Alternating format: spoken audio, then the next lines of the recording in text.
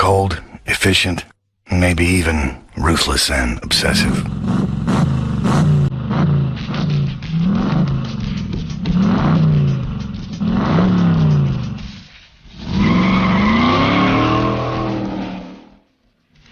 The concept of Driv3r really is very little difference to the concept of Driv3r. It's more really that the design has evolved and the scope of the game has evolved.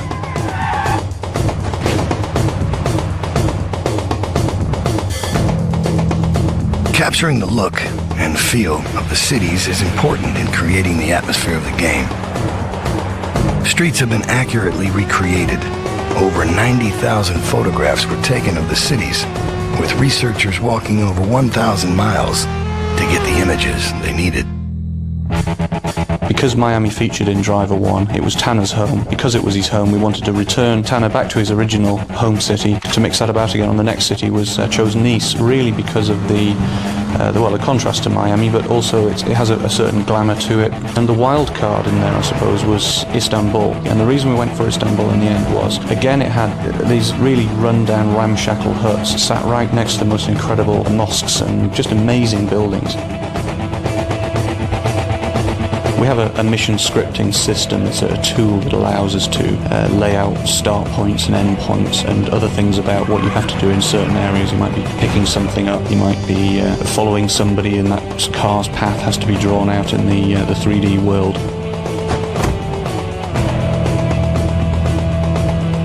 The biggest additions to Driv3r is the weaponry. You have a couple of handguns, there's machine guns, shotgun, there's also a grenade launcher in there.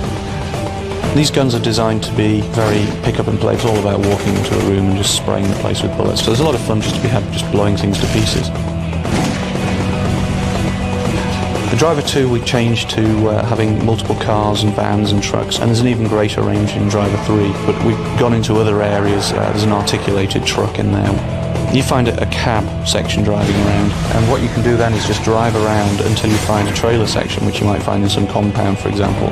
Reverse up to it and the thing will couple up, and you're then in charge of a fully articulated 18-wheeler, and you've got the air horn and the air brakes. And there's a couple of missions that involve driving that thing as well, so it's not just a pure toy.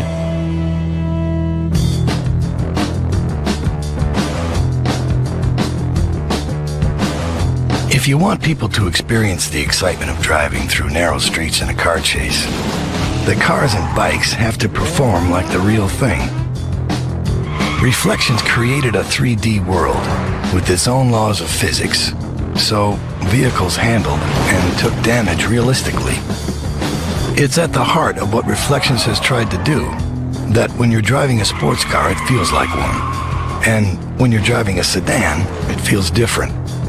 Every vehicle has its own weighting, handling, and its own engine sound. Reflections have modeled and tested over 70 vehicles. These range from muscle cars to fully articulated trucks, sports bikes to flatbeds, convertibles to forklifts. These vehicles respond to collisions and take realistic damage. Reflections built these vehicles with up to 20 detachable panels. The chassis, subframe, and engines are all modeled, so pieces actually come off the car, and bumpers can hang off and trail on the ground behind them. You can also shoot the tires and the windows out of these vehicles, and you can actually see the bullet holes appear as you fire into them.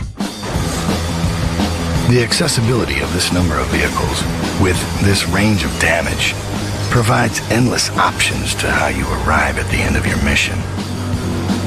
In style, or in pieces.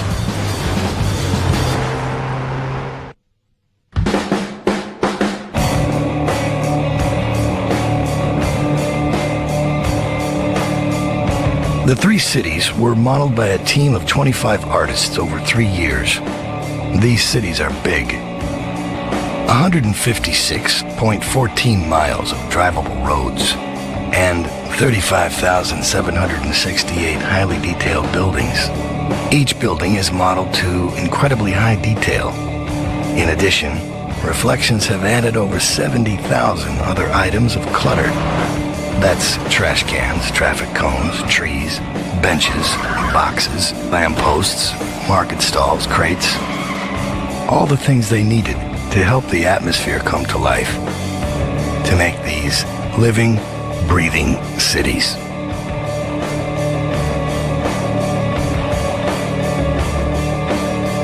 The cities themselves were an absolutely enormous undertaking. We spent years developing them. We based the design of them on the real cities, but we actually modify them a little bit, stylize them a little bit, so that they're a bit more fun to play. The story mode is the main game in Driv3r. Reflections have integrated over 40 minutes of full motion video, or FMV, into over 30 specially designed missions. Like a film, the process begins at the concept stage, then moves to a script. Unlike a film, the script has to work in tandem with the missions. It's a key part of the overall design that Reflections can weave the story and the gameplay together into a single experience for the player. From the script, Reflections start drawing storyboards. Over 3,500 drawings were made over the course of development. Next, characters and locations are modeled. Reflections taking over 3,000 photographs of people to build up a database of textures to make their characters as lifelike as possible. Actors go to motion capture studios, where their movements can be translated into data that the animators can use and apply to the characters they have built. We used Iggy Pop for the voiceover on the soundtrack as a way of linking the music together. It's as if Iggy plays a lost sage of the airwaves for a ghost radio station that you find by chance. Iggy's presentation is dark, poetic and intriguing. It lifts the soundtrack and integrates themes, story elements and music all into the world of Driver. The devil is beautiful. That's why he's the devil. After that, the final pieces of facial animation are applied. I was in London when I recorded my part for Tanner, while Ving was in LA recording his part for Tobias Jones, and so far, this is the closest we've got to being able to work together. The universe. Reflections and music specialist Nimrod listen to thousands of tracks to try and find the right ones for each of the scenes. It's about getting cutting-edge bands involved who you might not know about, but you will after the game comes out.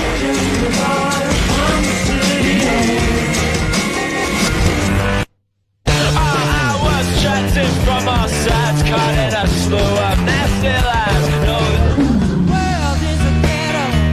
You are a ghetto, and the ghetto must burn from within.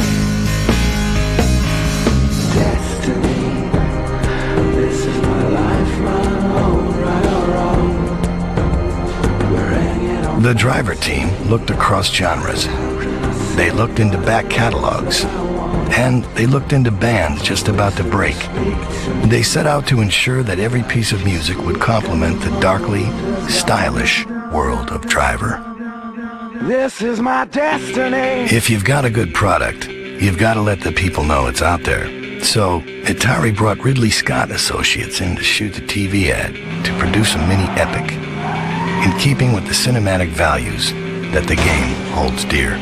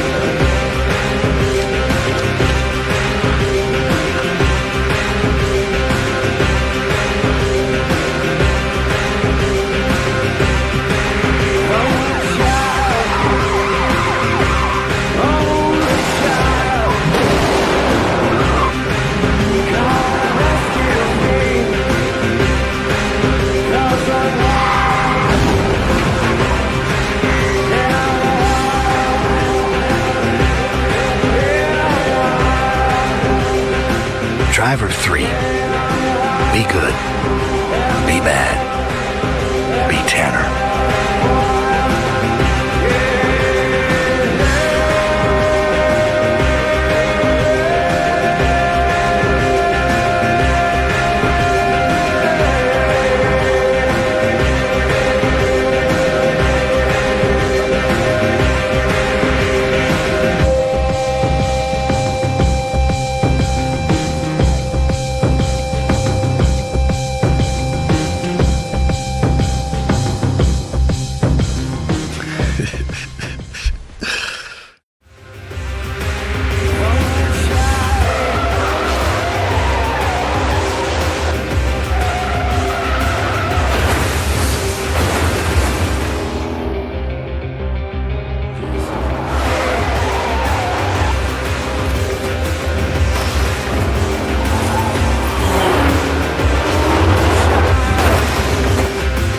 Hi, I'm Martin Edmondson, the founder of Reflections, and this is Driv3r.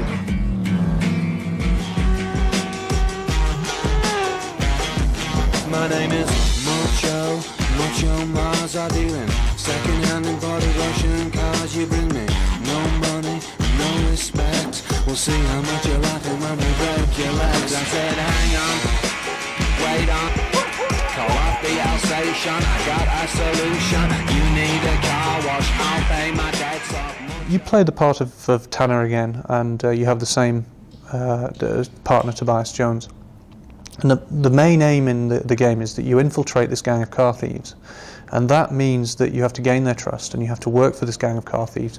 Ultimately, of course, you have to bring down the gang of car thieves, but it means that you spend the vast majority of the game working for this gang, and they give you various jobs and so on to gain their trust, and that involves working against some other rival gangs at the same time. And obviously, because they're a gang of car thieves, it involves quite a lot of car-based missions as well.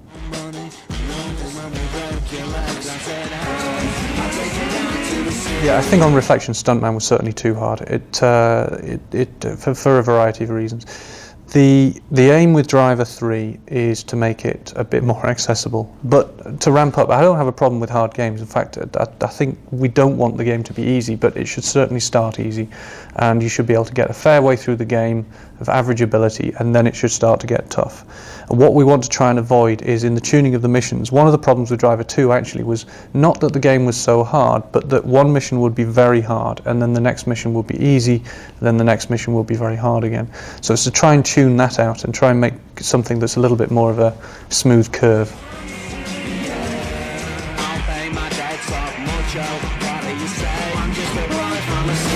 We haven't actually decided. What we do is it's going to be 35 to 40, and we haven't decided yet because until we have all the missions in and we can play all the missions and tune them and decide which ones are the stronger ones and the weaker ones, I'd rather drop a weak mission than just have it in there for the sake of it. So it could change, but it's around 35 to 40. The free ride is accessed by selecting Take a Ride. So you select Take a Ride and then you can choose any of the 3 cities. Choose the weather, choose the time of day and so on, and then you just go into the city and you can do whatever you want. You just rag around, smash into cars, set up film directors. There are some little mini games hidden in there as well, but basically the idea is it's the kind of mode that you would come back from the pub with your mates and just smash into cars for 10 minutes or so.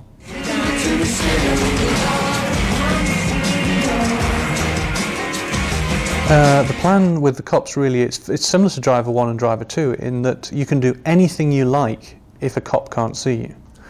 As soon as a cop is in range and he has a view cone, you can see him on the map there, you can see his view. You won't get pulled over for 5 miles an hour over the speed limit, for example, but if you start smashing into cars and so on, or driving over people or killing people or whatever, within the cop's view range, then he'll be onto you. Same way as Driv3r. It works, same system really, using the felony bar. So the more illegal things you do, the higher the felony bar goes and the more aggressive and determined that they become. The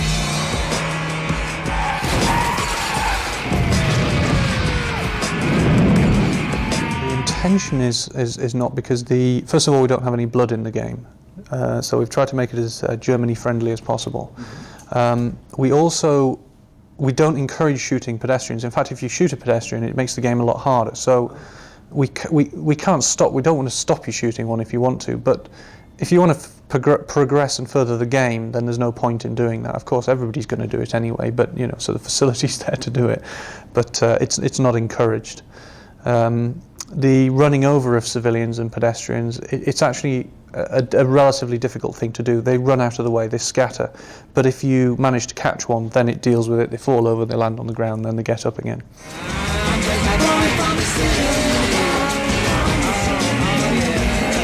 It doesn't work on every single object. It doesn't work on a house. A house is a solid object and that won't move, but certain elements that are attached to the house, some of those are, but certainly anything that if you blow a truck to pieces, the wheels on the ground have physical properties, the doors and so on, so the bits that fall off do. But we change that depending on certain amounts of workload. So for example, if you explode a grenade next to a park bench, the park bench has physical properties, but the pieces of wood that fall off the park bench don't have physical properties. Whereas a car that gets blown up, all the pieces that fall off the car have physical properties. So it all depends on how important the object is to the environment. They stay there forever if you don't move. So if you smash a car to pieces, the pieces are on the ground. If you just sit there, then they just stay there. If you drive away, so drive a mile away and come back, then they won't be there anymore. So it's a fairly fluid system. It depends on what you're doing. My name is Mucho. Using live is something that we would love to be able to do, but it's a timing issue for us. I mean, certainly the game is not designed as a multiplayer game, so it will be a file swapping, file sharing kind of thing, high scores and film director, but that's not something that we can guarantee at this stage just because of time. 24 hours, one used car and $4 to find. Yeah, I'm just a boy from the city. I think Driv3r competes because it isn't actually competing in the same area, really. It is if you break down the game to its component parts, you can say it's the same genre because it's driving, action, guns, running around the streets and so on. But the focus of Driv3r has always been the most realistic simulation of car chases and movie and TV car chases. And you definitely can't call Vice City or Getaway or whatever a car chase game. You know, the driving in them tends to be a means to an end to get to the next mission. Whereas the main focus of Driv3r, the main fun element of Driv3r is the car chase section, the car sections, the watching the collisions, watching the dynamics of the cars and so on. And what we've tried to do is get that the reaction of the cars and the look and feel of the cars as close as possible to if you were watching that same thing in a real film environment. This is my destiny, only child.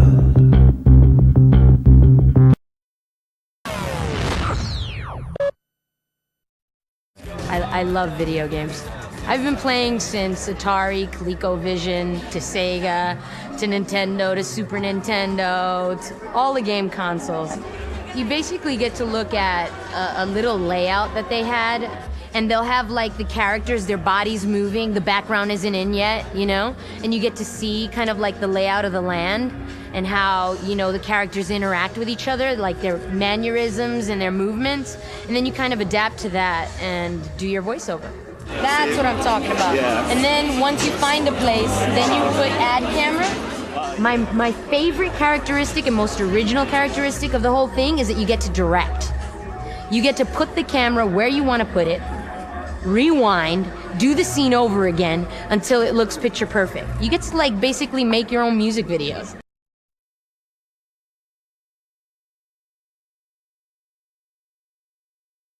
This is my destiny,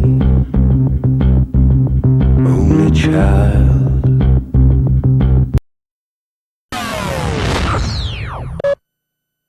I got 5 sons, and they play video games. So I thought they'd get a big kick out of seeing their dad and hearing their dad's voice in the video games. That was a big part of it for me. I tried to put the voice with the character, you know? It's a good part, man. You know, I'm usually like the bad guy that gets thrown out the window or shot in the head. And this time I get to be the hero. I had a lot of fun with it. The best part about doing this stuff is you don't have to shave when you go to work.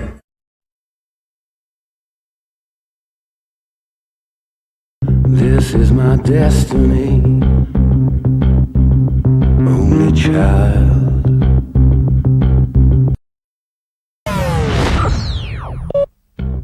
This is my destiny, only child. Come on and rescue me, 'cause I'm wild.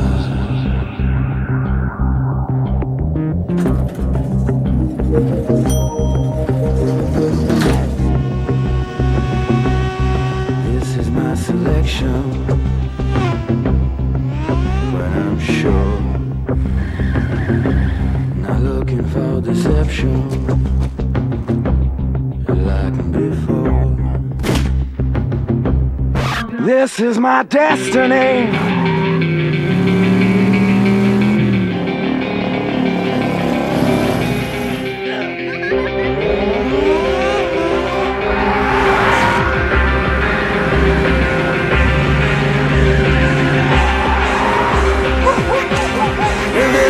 my destiny.